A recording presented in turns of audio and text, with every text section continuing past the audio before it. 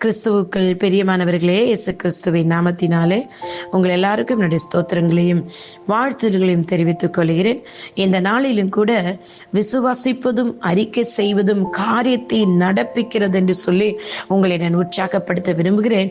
வேதத்தில் தேவனாய் கர்த்தர் நமக்கு கொடுத்திருக்கிற ஒவ்வொரு வாக்குத்தத்தங்களையும் நீங்கள் விசுவாசித்தால் தான் அந்த வல்லமை, விசுவாசத்தின் வழியாக நீங்கள் விசுவாசித்த வாக்குத்தத்த வசனங்கள் நீங்கள் அறிக்கை செய்யும் பொழுது விசுவாசம் வல்லமையாய் வெளிப்பட்டு அந்த காரியத்தை அந்த வார்த்தையாகியவர் அவர் நடப்பிக்கிறாராம். நீங்கள் அல்ல நடப்பிக்கிறது. இன்றைக்கு நீங்கள் எடுக்கிற முயற்சியிலோ சுய பலத்திலோ அல்ல. நீங்கள் விசுவாசித்து தேவனுடைய வார்த்தையை அறிக்கையிட்டு இந்த வார்த்தையில் இருக்கிற கிறிஸ்து, இந்த வார்த்தையில் இருக்கிற பரிசுத்த ஆவியானவர், இந்த வார்த்தையில் இருக்கிற தேவ வல்லமை இன்றைக்கு எனக்கு காரியத்தை நடப்பித்து தரப்போகுது என்று சொல்லி நீங்கள் விசுவாசித்து இருதயத்தை நிறைவினால் உங்கள் வாயினால் அறிக்கையிடுவீர்கள் என்றால் நிச்சயமாக இன்றைக்கு நீங்கள் பெற்றுக்கொள்வீர்கள். வேத வசனம் எவ்வளமாக சொல்லுகிறது? 2 கொரிந்தியர் 4:13 சொல்லுகிறது, விசுவாசித்தேன் ஆகையால் பேசினேன் என்று எழுதியிருக்கிறபடி நாங்களும் அந்த விசுவாசத்தின் ஆவியை உடையவர்களாய் இருந்து விசுவாசிக்கிறபடினால் பேசுகிறோம். ஆமென், அல்லேலூயா, ஸ்தோத்திரம். நமக்குள் ஏற்கனவே விசுவாசம் இருக்கிறது. அதுதான் இந்த வசனத்தின் அர்த்தம், இந்த வார்த்தையின் அர்த்தம். நீங்கள் ரட்சிக்கப்பட்டீர்கள் என்றால் விசுவாசத்தின் ஆவி ஏற்கனவே உங்களுக்குள் இருக்கிறது. இந்த வேத வசனத்தின் அர்த்தம் இதுதான். நீ ரட்சிக்கப்பட்டிருந்தா, நீ விசுவாசியை மாறி இருக்கிற, நீ விசுவாசித்து விசுவாசியை மாறின பொழுது கர்த்தருடைய ஆவியானவர் உனக்குள் இருக்கிறார்.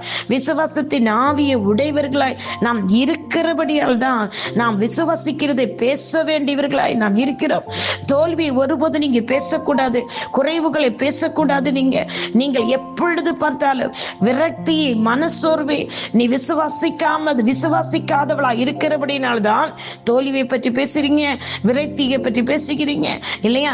நீ தேவனை விசுவாசித்தால் நாம் வெற்றியை விசுவாசிக்கிறவர்களாய் காணப்படுவோம், தேவனை துதிக்கிறவர்களை காணப்படுவோம். இந்த காலை வேளையில நீங்கள் படுகிற வேதனைகள், துன்பங்களை குறித்து பேசிக்கொண்டே இருக்கிறீர்கள். நீங்கள் எப்ப பார்த்தாலும் நீங்கள் பணக்குறைவுகளை குறித்து பேசிக்கொண்டே இருக்கிறீர்கள். இதன் விளைவினால உங்களுடைய விசுவாசம் சுருங்கி விடுகிறதா? உங்களுடைய விசுவாசம் என்ன செய்கிறது? சுருங்கி விடுகிறது. மாறாக நீங்கள் பாருங்களேன், இன்னும் ஒரு சிலர் என்ன செய்வாங்க பாத்தீங்கன்னா, இப்ப உங்களுக்கு ஆச்சரியமான பரலோகத்தின் பிதாவை குறித்து நீங்கள் பேசுகிறதற்கு பதிலாக, தேவனுடைய வார்த்தை குறித்து, அவருடைய வல்லமை குறித்து பேசுகிறதற்கு பதிலாக உங்களுடைய விசுவாசம் அப்பொழுதுதான் துள்ளி குதித்து வேகமாக அந்த வசனம் வளர்கிறது, அந்த வேத வசனம் நிறைவேறுகிறது. நீங்கள் துதிக்கும் பொழுது கர்த்தரை உயர்த்தும் அதை பார்ப்பீர்கள். இல்லை என்று சொன்னால், நீங்கள் வியாதியை குறித்து பேசுகிறீர்கள் என்று சொன்னால் அது உங்கள் சரீரத்தில் வியாதியை தான் உண்டாக்கும். நீங்க அடுத்தடுத்த மருத்துவ போயிட்டே தான் இருப்பீங்க, சந்தேகப்பட்டுக்கிட்டே இருப்பீங்க.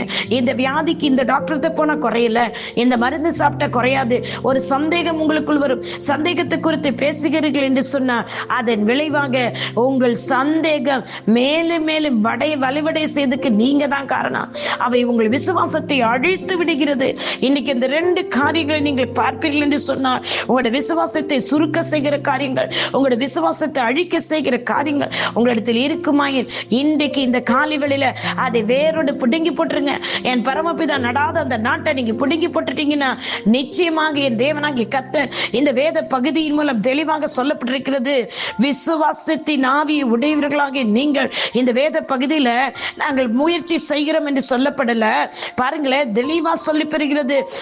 நான் ஜெபித்துக் கொண்டே இருக்கிறேன் என்றும் சொல்லப்படவில்லை.